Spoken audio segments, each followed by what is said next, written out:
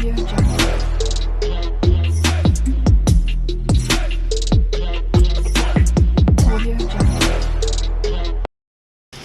আলাইকুম ভিউয়ার্স, আজকে আমরা তৈরি করতে যাচ্ছি জলপাইয়ের আচার। জলপাইয়ের আচারের জন্য আমরা কি করলাম, ফার্স্টে সরষের তেল দিলাম, এটার মধ্যে সরষে বাটা, আদা রসুন বাটা, মরিচের ফাঁকি, হলুদের ফাঁকি, লবণ, জিরা, ধইনার গুঁড়া ভালো মতো কষিয়ে নিচ্ছি সরষের তেলে। ভিউয়ার্স দেখেন কীরকম ফেনা হচ্ছে।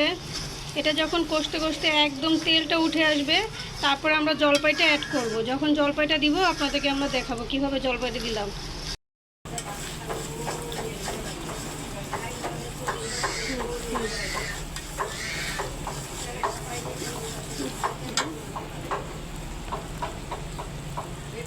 ভিউয়ার্স এখন আমরা এটার মধ্যে কাঁচা জলপাই, একদম পুরাই কাঁচা, শুধু আমরা জলপাইটাকে কেচে নিয়েছি। কেচে নিয়ে এখন আমি এটার মধ্যে দিয়ে দিচ্ছি।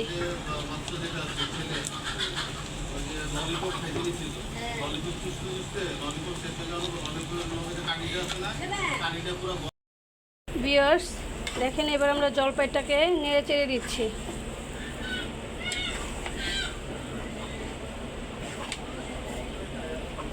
সুন্দর মতো নাড়তে নাড়তে যখন জলপাইটা সেদ্ধ হয়ে যাবে একদম, তখন আমরা এটাকে নামাবো। ভিউয়ার্স এই যে জলপাইয়ের অবস্থা দেখেন। এখন আমরা এটাতে চিনি ইউজ করেছি মিষ্টির জন্য, স্বাদ মতো যে যতটুকু মিষ্টি খেতে চায় অতটুকু চিনি দিয়েছি। জলপাই প্রায় সেদ্ধ হয়ে এসছে, যখন এটা একদম মাখা মাখা হয়ে যাবে ঝোলটা, তখন এটাতে আমরা পাঁচফোড়নের গুঁড়া দিয়ে নামিয়ে দেব। ভিউয়ার্স এই যে দেখেন জলপাইয়ের আচারটা, এই যে জাল দিতে দিতে দিতে এখানে এসে পৌঁছেছে। এখন পুরো জলপাইয়ের আচারটা মাখা মাখা হয়েছে।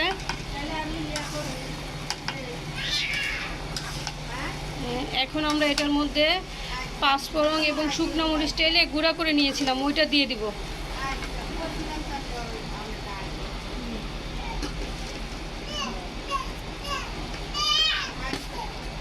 এখন এটাকে ভালো মতো নেড়ে চেড়ে নিব। দেখেন কি সুন্দর কালারটাও আসতেছে। পাঁচফোড়ন দেওয়ার পরে অন্যরকম একটা ফ্লেভারও ছড়াইছে। মোবাইলে তো ভিউয়ার্স আপনারা ফ্লেভারটা পাচ্ছেন না, কিন্তু এটা অনেক অনেক সুন্দর একটা ফ্লেভার আসতেছে এবং কালারটা অসাধারণ সুন্দর।